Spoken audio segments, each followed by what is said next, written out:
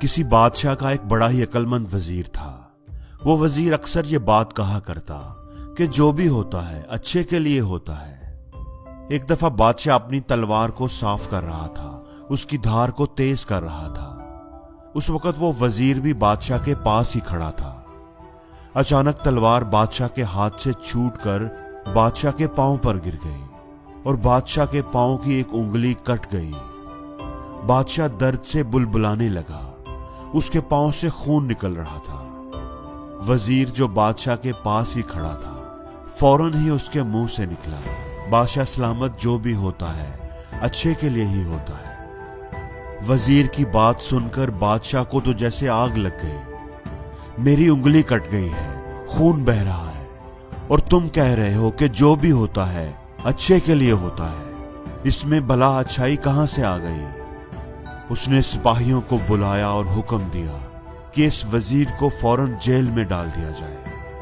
وزیر بادشاہ کے اس فیصلے پر بالکل بھی پریشان یا دکھی نہ ہوا، بلکہ جب سپاہی اسے جیل کی طرف لے کر جا رہے تھے تو پھر بھی اس نے اپنے گھر والوں سے کہا، آپ پریشان نہ ہوں، جو بھی ہوتا ہے اچھے کے لیے ہی ہوتا ہے۔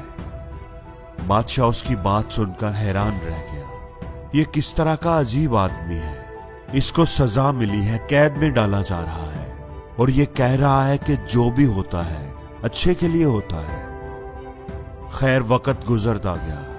اس وزیر کو قید ہوئے اب تقریباً 2 مہینے ہو چکے تھے۔ ایک دن بادشاہ اپنے سپاہیوں کے ساتھ شکار کرنے جنگل کی طرف گیا۔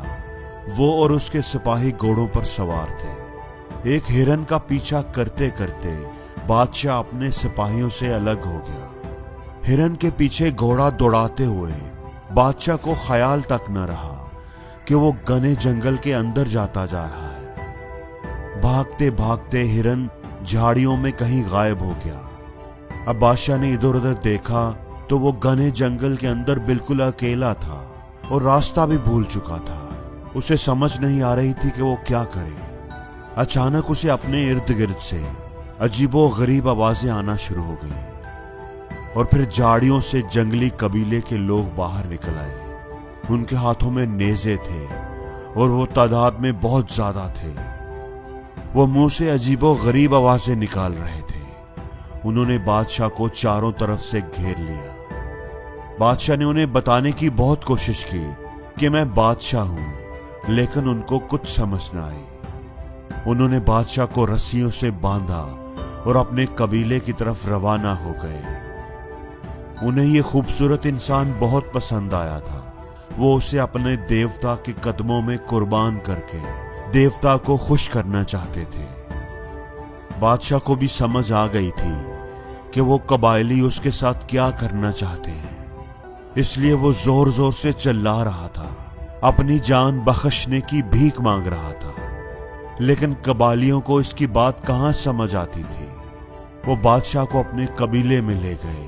پورے قبیلے میں خوشی کی لہر دوڑ گئی۔ لوگوں نے ڈرم بجانا شروع کر دیے۔ قبیلے میں تو جیسے میلے کا سما بن گیا تھا۔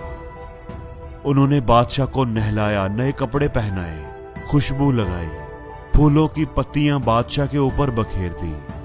اب بادشاہ کو قربانی کے لیے بالکل تیار کر دیا گیا تھا۔ پورا قبیلہ ڈھول کی تھاپ پر رقص کر رہا تھا۔ لوگ خوشی سے جھوم رہے تھے۔ وہ بادشاہ کو اپنے دیوتا کے قدموں میں لے گئے۔ وہاں پر قبیلے کا سردار کھڑا تھا۔ اس کے ہاتھ میں تیز دھار خنجر تھا، جس سے اس نے بادشاہ کو قربان کرنا تھا۔ اچانک اس سردار کی نظر بادشاہ کے پاؤں کی انگلی پر پڑی، جو کٹی ہوئی تھی۔ سردار کے چہرے کا رنگ بدل گیا۔ اس نے اپنا ہاتھ ہوا میں بلند کیا تو ڈرم بجانے والے رک گئے۔ سب لوگ خاموش ہو گئے۔ اس آدمی کی قربانی نہیں ہو سکتی، کیونکہ اس میں کمی ہے، اس کے پاؤں کی انگلی کٹی ہوئی ہے۔ سردار نے اپنی زبان میں کہا، اگر ہم نے اس کی قربانی دی تو دیوتا خوش ہونے کی بجائے ہم سے ناراض ہو جائے گا۔ لوگوں کے چہروں پر خوف طاری ہو گیا۔ انہوں نے جلدی جلدی بادشاہ کے ہاتھ پاؤں کھول دیے اور اسے آزاد کر دیا۔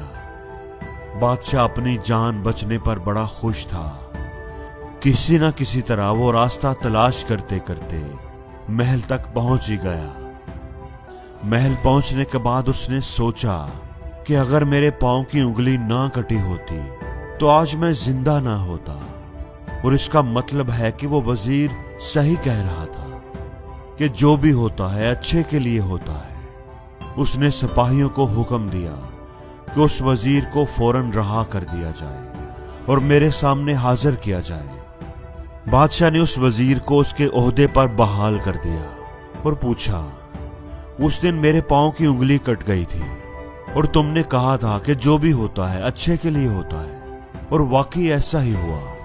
इस कटी हुई उंगली की वजह से मेरी जान बच गई। मुझे ये बात समझ आ गई है। अब तुम बताओ कि तुम 2 महीने जेल में रहे, कैद को बर्दाश्त किया, मुश्किल में रहे हो, इसमें तुम्हारे लिए क्या अच्छाई थी? वजीर ये बात सुनकर मुस्कुराया। हजूर, मैं आपका वजीर खास था और मैं हमेशा आपके साथ ही रहता था। अगर आप मुझ पर गुस्सा ना करते, मुझे जेल ना भेजते, तो उस दिन शिकार पर भी मैं आपके साथ ही होता और आपके साथ ही पकड़ा जाता। कबायलियों ने आपको तो आपकी कटी हुई उंगली की वजह से छोड़ दिया था, लेकिन वो मुझे कभी ना छोड़ते, क्योंकि मेरे जिस्म में कोई कमी नहीं है। अगर उस दिन आप मुझे जेल ना भेजते तो वो जरूर मुझे देवता के कदमों में कुर्बान कर देते। इसलिए ये अच्छा ही हुआ कि मैं जेल में था। इस तरह आपकी जान भी बच गई और मेरी जान भी बच गई। इसीलिए तो मैं हमेशा कहता हूं कि जो भी होता है अच्छे के लिए ही होता है। दोस्तों, अगर हम अपनी जिंदगियों की तरफ देखें तो हमें एहसास होगा कि बाज़ दफा हम भी मुश्किल दौर से गुजर रहे होते हैं। हमारे साथ भी कुछ बुरा हो रहा होता है और हम सोचते हैं कि काश ऐसा ना हुआ होता। लेकिन कुछ वक्त गुजरने के बाद जब हम पीछे मुड़कर देखते हैं तो तब हमें एहसास होता है कि जो भी उस वक्त हुआ था अच्छे के लिए ही हुआ था। वो मुश्किल, वो तकलीफ तो असल में हमारे फायदे के लिए ही थी। असल में जो कुछ भी हमारे साथ होता है हम उसको अपनी सोच समझ के मुताबिक एवेल्युएट करते हैं, लेकिन हमारी तो सोच ही लिमिटेड होती है, महदूद होती है। और उसी महदूद सोच की वजह से हम किसी वाक़े की हकीकत को नहीं समझ पाते। असल में इस दुनिया में तो हमें अपने कर्मों का ही फल मिलता है। जो दूसरों के साथ अच्छाई करता है उसको आखिर में अच्छाई और खुशी ही मिलती है, और जो बुरे अमाल करता है उसको दुख और तकलीफों का सामना करना ही पड़ता है। और अगर आप पर इस वक्त बुरा वक्त आया हुआ है तो आप यकीन रखें कि आपका बुरा वक्त गुजर रहा है और ये गुजर ही जाएगा, और आपका अच्छा वक्त आने वाला है। कुदरत आपको अच्छाई की तरफ लेकर जा रही है और कुदरत आपको हमेशा अच्छाई की तरफ ही लेकर जाती है, ताकि जो बुरा वक्त आपने गुजारा है उसका अच्छा बदला आपको दिया जाए। हमेशा याद रखें कि अगर कोई तकलीफ आपको मिलती है तो आप यकीन रखें कि वो तकलीफ वक्ती है। उस तकलीफ का बदला आपको अच्छाई की सूरत में जरूर मिलेगा। आपके साथ अगर कुछ बुरा भी हुआ है तो याद रखें कि वो अच्छे के लिए ही हुआ है। और जिंदगी में हर रोज कुछ नया सीखो, नया सोचो, नया करो, लर्न करो।